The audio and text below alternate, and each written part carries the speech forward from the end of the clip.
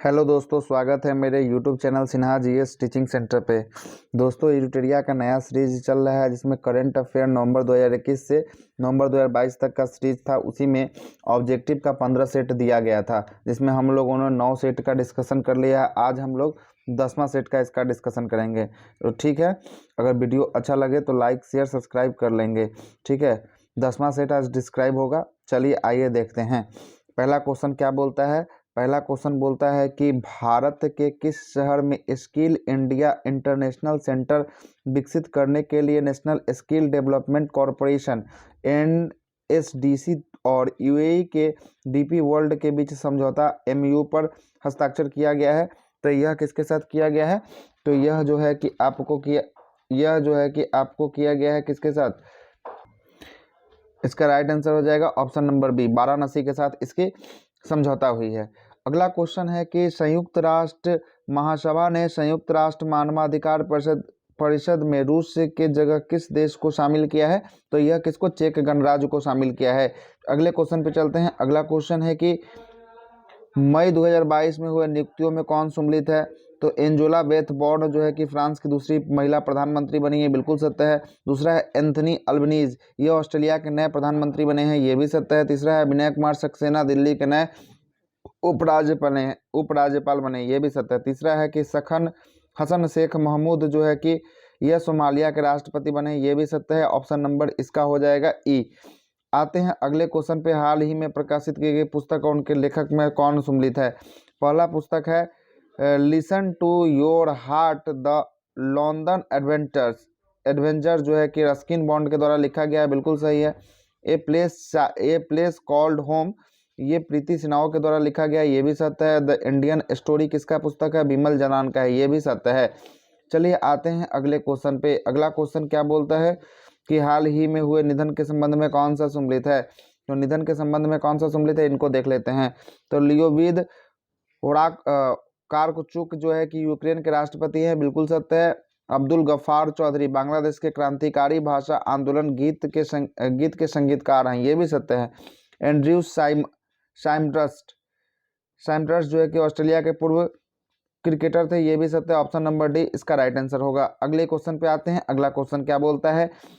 किस मंत्रालय द्वारा एकीकृत अधिकार अनुमोदन के लिए नागरिक संचार पोर्टल का विमोचन किया गया है? तो नागरिक संचार पोर्टल का विमोचन संचार मंत्री के दूरसंचार विभाग के द्वारा किया गया है। किसके द्वारा? संचार मंत्री के दूरसंचार विभाग के द्वारा किया गया है।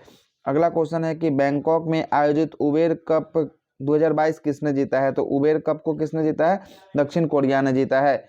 अगले क्वेश्चन पे आते हैं। अगला क्वेश्चन क्या बोलता है? अगला क्वेश्चन है कि देव सहाय पिल्लई को वेटिकन सिटी में पोप फ्रांसिस कैथोलिक चर्च द्वारा संत घोषित किया गया है। यह उपलब्धि हासिल करने वाले पहले भारतीय बने हैं। जिनका जन्म किस राज्य में हुआ है? तो जिनका जन्म जो है कि तमिलनाडु राज्य में हुआ है। ऑप्शन नंबर ए इनका राइट आंसर हो जाएगा। अगले क्वेश्चन पे आते हैं। अगला क्वेश्चन है कि मई 2022 में पूर्व राष्ट्रपति रामनाथ कोविंद ने किस देश की संसद के दोनों सदनों के संयुक्त अधिवेशन की अध्यक्षता किया है? तो यह किसका का? जमैका का किया है। ऑप्शन नंबर सी इसका राइट आंसर हो जाएगा। अगले क्वेश्चन पे आते हैं। अगला क्वेश्चन है कि हाल ही में गृह मंत्री अमित शाह के द्वारा राष्ट्रीय साइबर फॉरेंसिक प्रयोगशाला का उद्घाटन किया गया है। तो यह कहाँ किया गया है? तो यह किया गया हैदराबाद में। ऑप्शन नंबर बी इसका राइट आंसर हो जाएगा। अगला क्वेश्चन है कि 26 मई 2022 को राष्ट्रपति ने किस शहर में पहले राष्ट्रीय महिला विधेयक सम्मेलन 2022 का उद्घाटन किया है? तो यह किया है केरल के राजधानी तिरुवनंतपुरम में किया है।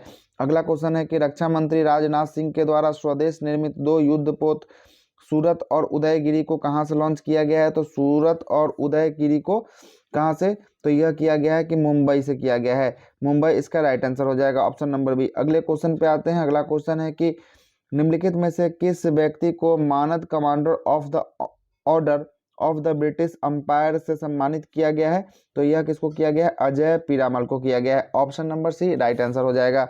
अगला है कि इस्तांबुल में आयोजित विश्व महिला बॉक्सिंग चैंपियनशिप 2022 में किन भारतीय महिला खिलाड़ी को 52 किलोग्राम वर्ग भाग में स्वर्ण पदक जीता है?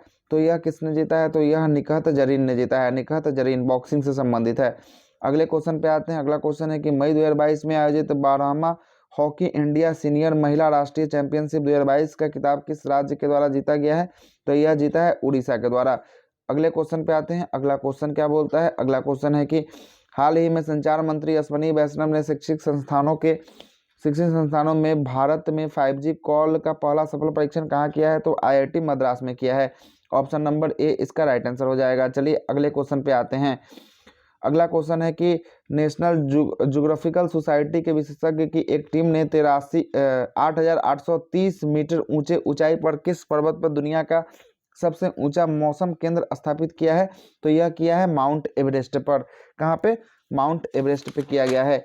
अगले क्वेश्चन पे आते हैं। अगला क्वेश्चन क्या बोलता है? अगला क्वेश्चन है कि निम्नलिखित में से किस देश के अंतरिक्ष टेलीस्कोप की सहायता से दुनिया का पहला रहने योग्य ग्रह की खोज की गई है? तो यह जो है कि चीन के टेलीस्कोप की सहायता से। किसका? चीन के टेलीस्कोप से। अगला क्वेश्चन है कि किस भारतीय कंपनी को संयुक्त अरब अमीरात में प्रमुख T20 लीग की एक फ्रेंचाइजी का अधिग्रहण किया है? तो यह किसने किया है? तो अडानी स्पोर्ट्स लाइन ने किया है। किसने? अडानी स्पोर्ट लाइन ने किया है। अगले क्वेश्चन पे आते हैं। अगला क्वेश्चन है कि हाल ही में किस राज्य सरकार ने पहला सरकारी OTT प्लेटफॉर्म को लॉन्च करने की घोषणा किया है? तो यह केरल सरकार के द्वारा। यह अपने तरफ का पहला खुद का पहला इंटरनेट सेवा भी बहाल किया है। अगले क्वेश्चन पे आते हैं। अगला क्वेश्चन है कि किस संस्था द्वारा 10 लाख महिला आशा कार्यकर्ताओं को ग्लोबल हेल्थ लीडर्स अवार्ड से सम्मानित किया गया है? तो यह किसके द्वारा? तो यह WHO के द्वारा किया गया। Option number B right answer हो जाएगा।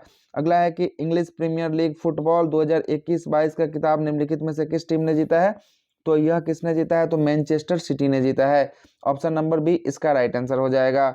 अगले क्वेश्चन पे आते हैं। 23 नंबर क्वेश्चन। 23 नंबर बोलता है कि निम्नलिखित में से किस देश में मंकी पॉक्स से पीड़ित मरीजों के लिए 21 दिन का अनिवार्य क्वारंटीन सेवा शुरू किया गया है? ऐसा करने वाला वह पहला देश बन गया है। तो यह इसका आंसर जो हो जाएगा आपको क्या? बेल्जियम हो जाएगा। अगला क्वेश्चन है कि भारतीय मूल के किस बिजनेसमैन को दूसरी बार London borough of South Walk में मेयर के रूप में चुना गया है? तो किनको चुना गया है? तो यह जो है कि सुनील चोपड़ा को चुना गया है। सुनील चोपड़ा। अगले क्वेश्चन पे आते हैं। अगला क्वेश्चन है कि निम्नलिखित में से किसे भारतीय सेना में पहली महिला कॉम्बैट एविएटर के रूप में आर्मी एविएशन कॉर्प्स में शामिल किया गया है? तो यह किसको शामिल किया गया? तो कैप्टन अभिलाषा बड़ाको को शामिल किया गया है। अगला क्वेश्चन है कि प्रधानमंत्री नरेंद्र मोदी ने किस शहर के प्रगति मैदान में 27 मई को देश का सबसे बड़ा ड्रोन भारत उत्सव 2022 का उद्घाटन किया है? तो ड्रोन भारत उत्सव का उद्घाटन नई दिल्ली में किया गया है। अगले क्वेश्चन पे आते हैं। अगला क्वेश्चन क्या बोलता है? आइए देखते हैं। अगला क्वेश्चन है कि निम्नलिखित में से किस हिंदी लेखिका को उनके उपन्यास रेत समाधि टॉम ऑफ सेंड के लिए अंतर्राष्ट्रीय बुकर प्राइज से सम्मानित किया गया, जिन्हें डेजी रेकपॉल के द्वारा ट्रांसलेट किया गया है? तो ये इसका आंसर गीतांजलि श्री हो जाएगा। अगले क्वेश्चन पे आते हैं। किसानों की आवश्यक वैज्ञानिक जानकारी प्रदान करने के उद्देश्य से प्रधानमंत्री नरेंद्र मोदी के द्वारा किस राज्य में दूधवाणी नाम का एक सामुदायिक रेडियो स्टेशन का उद्घाटन किया गया है? तो दूधवाणी किसका है? तो दूधवाणी जो है कि आपको गुजरात का है। अगले क्वेश्चन पे आते हैं। अगला क्वेश्चन क्या बोलता है? अगला क्वेश्चन है कि विश्व स्वास्थ्य संगठन ने किस राज्य में तंबाकू की खपत को नियंत्रित करने के प्रयासों को देखते हुए राज्य को विश्व तंबाकू निषेध दिवस पुरस्कार 2022 चुना है? तो यह झारखंड राज्य को चुना गया है। किसको? झारखंड को। अगला है भुवनेश्वर में आयोजित राष्ट्रीय खनिज कांग्रेस कोयला मंत्रालय के द्वारा किस वर्ष तक 100 मिलियन टन कोयला गैसीकरण प्राप्त करने का लक्ष्य रखा गया है? तो यह रखा गया है 2030 तक। अगले क्वेश्चन पे आते हैं। अगला क्वेश्चन क्या बोलता है? भारतीय वायुसेना के ग्रुप कैप्टन वरुण सिंह को मरणोपरांत किस पुरस्कार से सम्मानित किया गया है? तो इनको शौर्य चक्र से सम्मानित किया गया है। अगला क्वेश्चन है कि ग्रीनको कंपनी द्वारा किस राज्य में 1500 करोड़ रुपए की 5230 मेगावाट एकीकृत अक्षय ऊर्जा भंडारण परियोजना की नींव रखी गई है? तो यह किस राज्य में रखा गया? तो कुर्नूल आंध्र प्रदेश में रखा गया है। अगले क्वेश्चन पे आते हैं। अगला क्वेश्चन क्या बोलता है? अगला क्वेश्चन है कि किस देश में स्थित दुनिया का सबसे बड़ा पैदल यात्री सस्पेंशन ब्रिज यात्रियों के लिए खोल दिया गया है? तो यह कहाँ खोला गया है? तो यह खोला गया है चेक गणराज्य में खोला गया है। अगला है कि ब्रिक्स देशों में न्यू डेवलपमेंट बैंक ने भारत के क्षेत्रीय कार्यालय खोलने की घोषणा किया है। यह भारत में क्षेत्रीय कार्यालय, यह भारत के किस राज्य में खोला जाएगा? तो यह भारत के जो है कि गुजरात राज्य में खोला जाएगा। अगला क्वेश्चन है कि किस केंद्रीय मंत्री ने दावोस में हुए विश्व आर्थिक मंच WEF की बैठक के लिए भारतीय प्रतिनिधित्व मंडल का नेतृत्व किया है? तो यह किसने? पीयूष गोयल के द्वारा किया गया है। अगले क्वेश्चन पे आते हैं। अगला क्वेश्चन क्या बोलता है? अगला क्वेश्चन है कि हाल ही में आयोजित महिला T20 चैलेंज 2022 का खिताब किस टीम ने जीता है? तो यह किस टीम ने जीता है? तो यह सुपरनोवाज ने जीता है। Option number A Supernovas. अगला क्वेश्चन है कि भारतीय भूवैज्ञानिक सर्वेक्षण विभाग GSI ने बिहार के किस जिले में भारत का सबसे बड़ा स्वर्ण भंडार का पता लगाया है? तो यह जमुई जिले में लगाया है। अगला क्वेश्चन में आते हैं। अगले क्वेश्चन पे आते हैं। अगला क्वेश्चन है